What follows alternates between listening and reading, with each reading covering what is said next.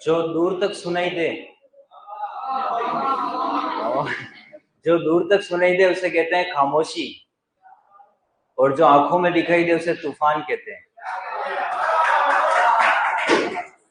हम अपने जान की दुश्मन को अपनी जान कहते हैं, मोहब्बत की इस मिट्टी को हिंदुस्तान कहते हैं।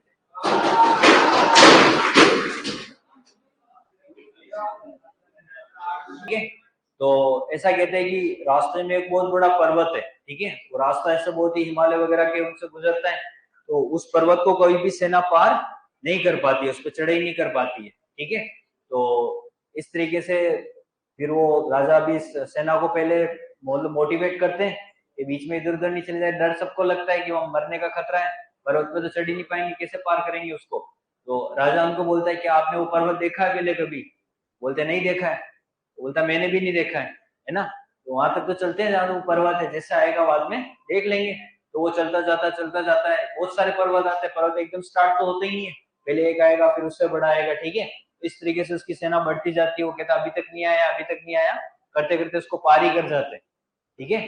फिर वो पार कर जाते हैं, फिर उसके बाद बताता है कि वो तो हमने पार कर लिया, ठीक है। तो अभी जो सबसे डिफिकल्ट चैप्टर था वो हमने कर लिया, ठीक है। अब इतने डिफिकल्ट नहीं है, ठीक है, क्योंकि इसमें डाटा थे इसलिए ज्यादा डिफिकल्ट था, वो भी आपने इतने अच्छे से पढ़ लिया है, तो बाकी के तो आप पढ़ लोगे, उसमें क्या स्कीम वगैरह वो है, ठीक है।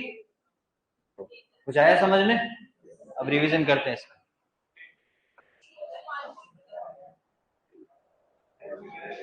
ठीक है, तो आर्थिक समीक्षा कौन जारी करता है?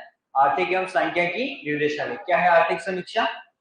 ये राजस्थान सरकार का ऑफिशियल डॉक्यूमेंट है, फाइनेंशियल डॉक्यूमेंट है। एक वित्तीय वर्ष के इसमें राजस्थान की अर्थव्यवस्था के आंकड़े, राजस्थान सरकार की योजनाएं, प्रोजेक्ट, ये सब सम्मिलित की जाती है। एग्जाम के पॉइंट ऑफ व्यू से बहुत ही इंपॉर्टेंट है, ठीक है। बहुत ही शॉर्ट नोट्स है इसके, ठीक है। इतने से नोट्स पढ़ के अगर आपके 20 क्वेश्चन सही हो जाते हैं तो मैक्सिमम इनपुट के साथ में मैक्सिमम आउटपुट है ना। इस तरीके से इसको अच्छे से पढ़ना, और बजट के साथ में जारी किया जाता है ना। ये सब डाटा आप देख लेना, क्षेत्रफल वगैरह ये तो आप पढ़ ही लोगे, ठीक है, स्टडी क्वेश्चन है। इनमें कंपैरिजन के अकॉर्डिंग पढ़ना है ना, ये इंडिया की कितनी है राजस्थान की, वो कंपैरिजन में पूछ लेगा, ठीक है। सकल राज्य घरेलू उत्पादन में क्या क्या, एक तो स्थिर मूल्यों पर और एक प्रचलित मूल्यों पर।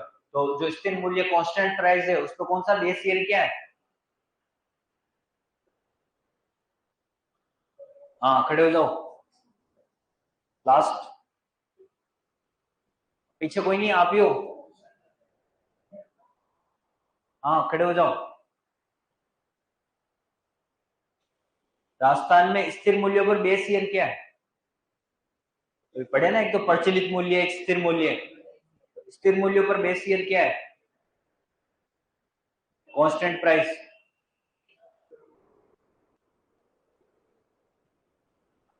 वो दिख तो रहा है वहां से। हाँ, आगे आगे बैठो ना, फिर क्यों इतना संघर्ष क्यों करना है? क्या है? 2011-12, ठीक है, ध्यान रखना। जीडीपी क्या होता है? एक वित्तीय एक वित्तीय वर्ष, ठीक है। एक वित्तीय वर्ष में देश की घरेलू सीमा, घरेलू सीमा में क्या क्या होता है? उसकी भौगोलिक सीमा, जलीय सीमा, ठीक है, जलयान, उसके वायुयान जो भी है, दूतावास है, इस तरीके से उसमें निवासियों द्वारा, ठीक है, जो भी निवासी होते हैं उनके द्वारा उत्पादित अंतिम वस्तुओं सेवाओं का मौद्रिक मूल्य, ठीक है। और इसमें एक तो हो गया जीएसडीपी, जीडीपी, ठीक है। एक जीएनपी होता है ना, उसमें क्या होता है? उसमें निवासियों की जगह क्या आ जाते हैं? नागरिक आ जाते हैं, ठीक है। इसमें तो घरेलू सीमा, उसमें घरेलू सीमा जरूरी नहीं, नागरिक होना चाहिए, चाहे फॉरेन में भी कर रहा हो, है ना। फॉरेन से भी तो पैसे भेजते हैं अपने जो फॉरेन, अपने जो इंडिया के सिटीजन है फॉरेन में इनकम करते हैं, फिर वो इंडिया में पैसे भेजते हैं इस तरीके से, तो वो किसमें हो जाएगा? जीएनपी में काउंट होगा, ठीक है। फिर अब जो राजस्थान की जो जीएसडीपी है, ठीक है, उसमें क्या थे? स्थिर मूल्यों पर कितने? 7.99 लाख करोड़, और प्रचलित मूल्यों पर 14.14 करोड़, ठीक है, लाख करोड़। और वृद्धि कितनी हुई है? 8.19%, ठीक है। साथ के साथ बोलते जाओ, मैं पूछता रहूंगा, आप बोलना, ठीक है। और ये जो प्रचलित मूल्यों पर कितनी वृद्धि हुई है? 16.04%, ठीक है। स्थिर मूल्यों पर 8.19%, ठीक है। फिर देखो जीएस जीएसवी क्या होता है? जीडीपी। जीडीपी में क्या जोड़ दो? सब्सिडी। इधर दिख तो रहा है आप लोगों को? सब्सिडी जोड़ के उसमें से इनडायरेक्ट टैक्स को माइनस करते हैं, क्या आता है? जीवीए आ जाता है। ये कि आपने जो सेक्टरवाद उत्पादन की वृद्धि दर पता लगाने के लिए और जो अर्थव्यवस्था में आपूर्ति वगैरह उनके लिए होता है। जैसे अभी सेक्टरवाद नहीं पढ़ा था, कृषि के अकॉर्डिंग, उद्योग के अकॉर्डिंग, सेवा के अकॉर्डिंग, ठीक है? इस तरीके से ध्यान रखना। फिर इसके जो डाटा देखो, स्थिर मूल्यों पर कितने? अभी वाला देखो 2022-23 वाला फाइनेंशियल ईयर कितने? 7.33 क्या है? लाख करोड़। और प्रचलित मूल्यों पर कितना है? 13.11 लाख करोड़। स्थिर मूल्यों पर कितनी वृद्धि हुई है? 7.88%। और प्रचलित मूल्यों पर कितनी हुई है? 15.57%। ठीक है, एक साथ इनको आप याद करना शॉर्ट नोट्स बना के, ठीक है? अब इसमें वो देखो, स्थिर मूल्यों पर कितना कंट्रीब्यूशन है? कृषि सेक्टर पे कितना है? 28.50। ठीक है, कितना है? 28.50।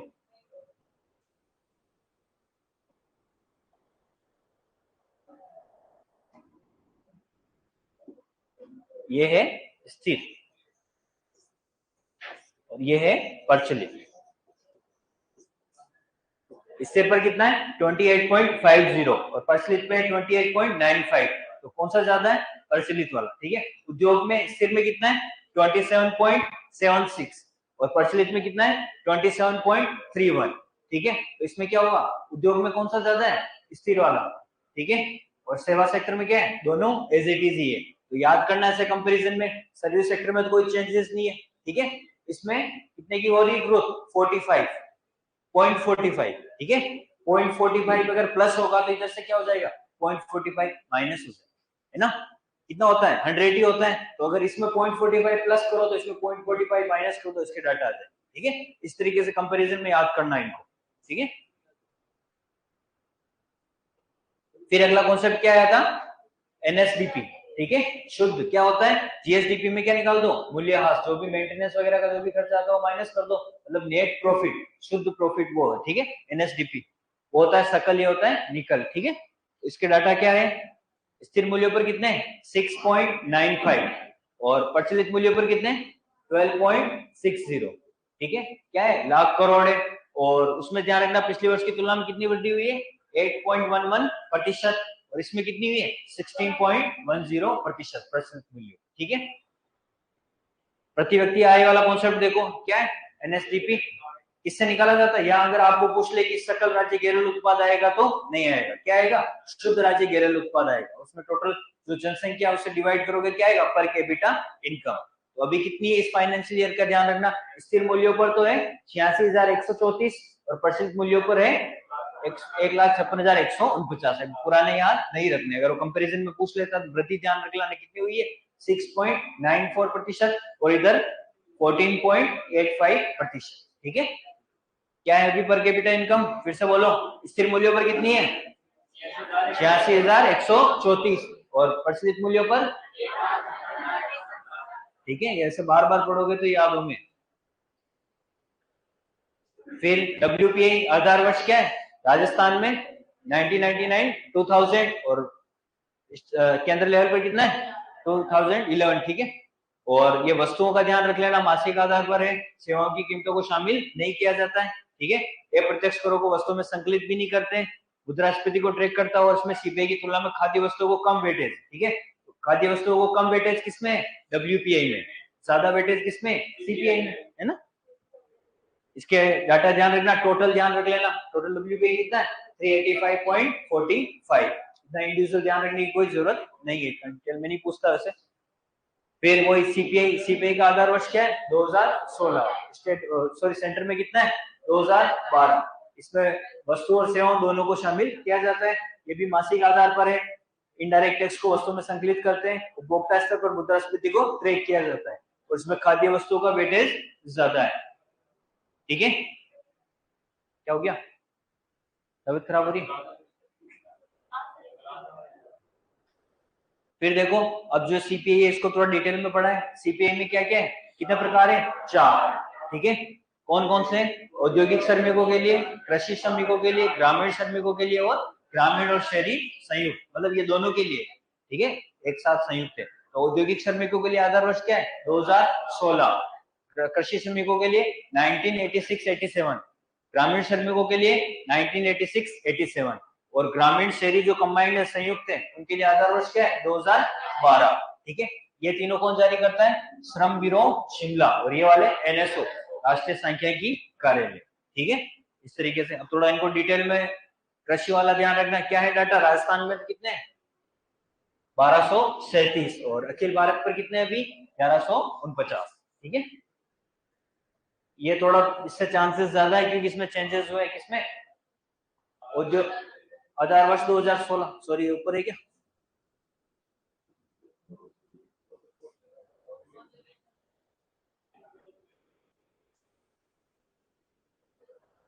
ठीक है,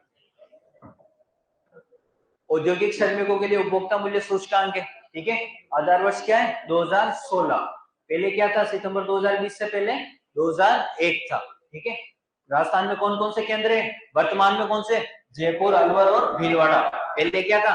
अलवर की जगह अजमेर था, अलवर हो गया, ये ध्यान रखना। ठीक है, और वृद्धि दर देखो भीलवाड़ा में कितनी है 6.92, जयपुर में 6.04 और अलवर में 4.38 और टोटल अखिल भारतीय स्तर पर कितनी वृद्धि हुई है 5.66%। ठीक है, या कंफ्यूज मत होना, जयपुर में कम है, भीलवाड़ा में ज्यादा है। ठीक है, तो ये आपका फर्स्ट चैप्टर था। ठीक है,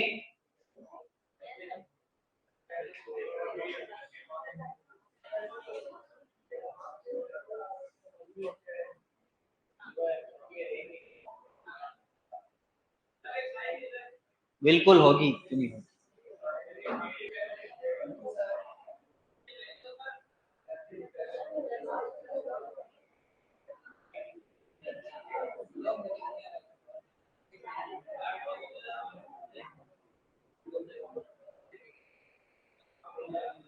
ठीक है, तो सबसे डिफिकल्ट चैप्टर यही है क्योंकि इसमें डाटा आपको याद करने पड़ते हैं। अब इतना कोई हार्ड एंड फास्ट काम नहीं है। ठीक है, अब इजी इजी हो जाएंगे फटाफट, और उसमें बहुत ही अपन सेलेक्टिव पढ़ेंगे। ठीक है, अब इतना टाइम नहीं है। ठीक है, जो पीवाईक्यू है उसके अकॉर्डिंग आप में सेलेक्टेड कंटेंट ही प्रोवाइड किया जा रहा है आपको, यहाँ से ज्यादा आने के चांसेस है।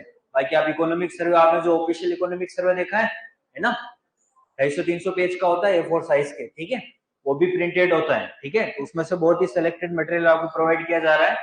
चैप्टर फर्स्ट में आपको डाटा ध्यान रखने, आज ही आप घर जाके उसके क्या बनाओगे? शॉर्ट नोट्स बनाओगे एक ही पेज में। ठीक है, टेबल फॉर्मेट में, फिर उसको बार बार पढ़ोगे, फिक्स से उस चैप्टर से क्वेश्चन आएंगे, एक या दो क्वेश्चन आएंगे। ठीक है, और वो कहते हैं ना कि बूंद बूंद से घड़ा भरता है। ठीक है,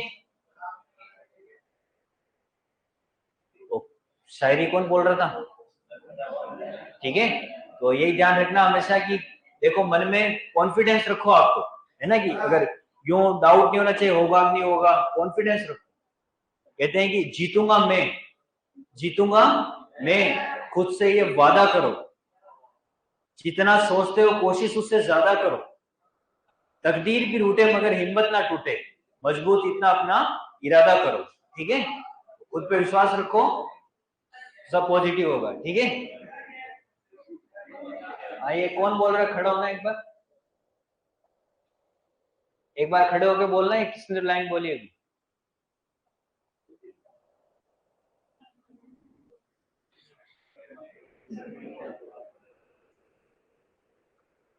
देखो एक तो होता है पेन ऑफ डिसिप्लिन, ठीक है, और पेन ऑफ रिग्रेट। ठीक है, अगर पेन ऑफ डिसिप्लिन नहीं लोगे ना, बाद में पेन ऑफ रिग्रेट होगा, फिर पछतावा होगा, फिर आएगा मजा। ठीक है, फिर ये जो अपने आरएस की जो वैकेंसी है ना, 2-3 साल में एक बार होती है कंप्लीट। ठीक है, फिर ये मौका निकल गया, फिर क्या होगा?